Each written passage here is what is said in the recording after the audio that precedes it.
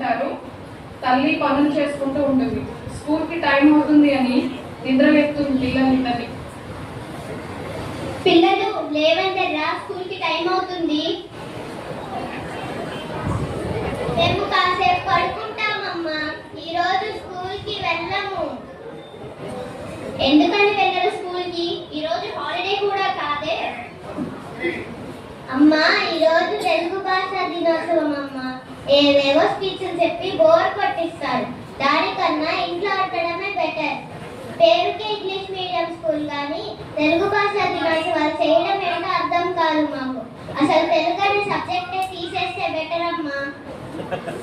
ఏం మాట్లాడుతున్నారు మీరు? ఇప్పటి వరకు మీరు చదువుకుంది ఇదేనా? సరే, ఒకటి అడుగుతాను, చెప్పండి. ఏంటమ్మా? మీకు అమ్మ అంటే ఇష్టమేనా? అదేంటమ్మా అంత మాట అన్నావు? అమ్మ అంటే ఇష్టం లేని వాళ్ళు ఎవరైనా ఉంటారా?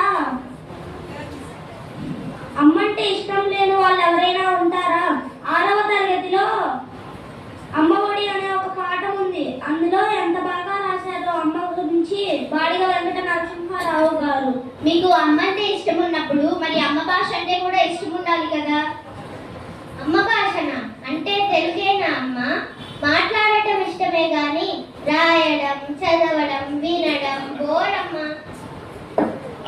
అమ్మ ఆవకాయ తెలుగు భాష ఎప్పుడు బోర్ కొట్టకూడదురా. ఏంటి వదిన, పిల్లలు ఇంకా స్కూల్కి రెడీ అవ్వలేదు? ఏం లేదు వదిన, వాళ్ళకి తెలుగు అంటే ఇష్టం లేదట, అందుకని ఈరోజు స్కూల్కి వెళ్ళరంట. అదేంటిరా పిల్లలు, మనం తెలుగు దేశంలో పుట్టాము, తెలుగు రాష్ట్రంలో బ్రతుకుతున్నాము, తెలుగు నేలపై తెలుగు గడ్డపై తిరుగుతున్నాము. మన చుట్టూ ఉన్న వారంతా తెలుగు వారు. మీరు తెలుగు అంటే ఇష్టం లేదని చెప్పడం ఏం బాలేదు పిల్లలు. మీకేం తెలుసండి మా కష్టాలు? తెలుగు అంటే ఒత్తులు, పొల్లులు, దీర్ఘాలు రాయడం ఎంత కష్టం.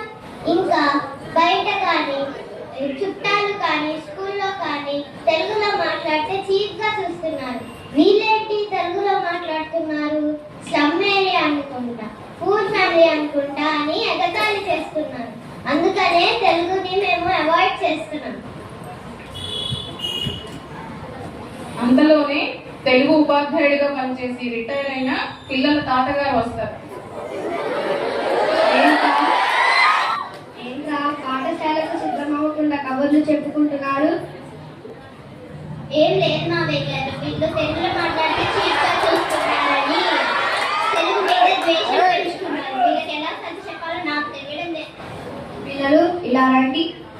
తెలుగు మన మాతృభాష, మన తల్లి భాష మాట్లాడడానికి ఎవరైనా సిగ్గుపడతారా?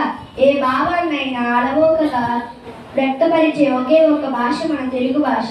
ఇది ఏ ఒక్క భాషలోనూ లేదు. తెలుగు భాష గురించి చెప్పాలంటే అది ఎంతో మధురమైనది, ప్రాచీనమైన భాష. దక్షిణ భారతదేశంలో ముఖ్యంగా ఆంధ్రప్రదేశ్ మరియు తెలంగాణ రాష్ట్రాలలో ద్రావిడ భాష మన తెలుగు భాష. తెలుగు భాష ప్రపంచమంతా మాట్లాడే ఒకే ఒక భాష తెలుగు భాష. విజయనగర రాజు శ్రీకృష్ణదేవరాయలు దేశ భాషల యందు తెలుగు లెస్స అని అన్నారు. దానికి అర్థం అన్ని భాషలలో తెలుగు గొప్పది. తెలుగు భాష, తెలుగు ప్రజలు సాహిత్యము, సంస్కృతి, వారి చరిత్రను ప్రతిబింబిస్తాయి. ప్రతి సంవత్సరము ఆగస్టు 29న మనము తెలుగు భాషా దినోత్సవము జరుపుకుంటాము.